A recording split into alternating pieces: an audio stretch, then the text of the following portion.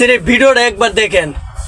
গোলাম মাওলা রনি সংসদে যা বলছে এটা কতটুকু বাস্তব কথা অবশ্যই কমেন্টে জানাবেন। সেই দলের প্রতিষ্ঠাতা মাওলানা আবুল আলা মওদুদী বলতেন, এইভাবে প্রকাশ্য জনসভায় লাঠি উঁচিয়ে বলতেন, ও মোহাম্মদ কোন হ্যায়, আমার এই লাঠির যে শক্তি আছে মৃত মোহাম্মদ রাসূলুল্লাহ সাল্লাল্লাহু আলাইহি সাল্লামের সেই শক্তিটুকু নাই। এই হলো তাদের ইসলাম, এই হলো তাদের ধর্ম। যদি ধরেন আর ইতিহাস পিছনে যান, জামায়াত ইসলামী যে তথ্যের ভিত্তিতে রাজনীতি করে সেই তথ্যকে বলা হয় মওদুদিবাদ। মাওলানা আবুল আলা মওদুদী যে তথ্যের ভিত্তিতে রাজনীতি শুরু করেছিল তাকে বলা হয় ওহাবিবাদ।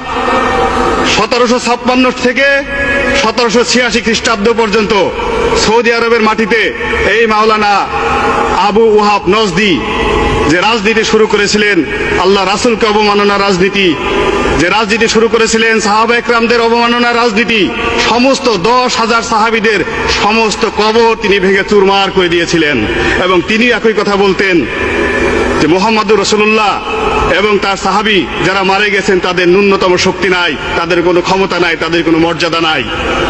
সেই রাজনীতি যদি এই জমিনে হয় তাহলে বর্তমান প্রেক্ষাপটে মাননীয় স্পিকার, যদি এই দেশে জামায়াত ইসলামী আসে এদেশের শহীদ মিনার থাকবে না।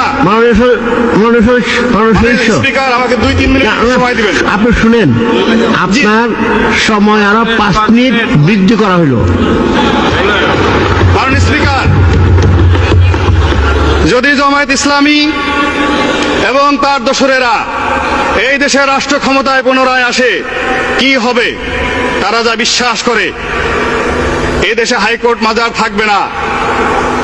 এই দেশে তারা প্রথম যে কাজ করবে, এই জিয়াউর রহমানের মাজার তারা নিজের হাতে ভেঙে ফেলবে সেই দিন। কেননা তারা বিশ্বাস করে মাজারে জিয়ারত করা হারাম।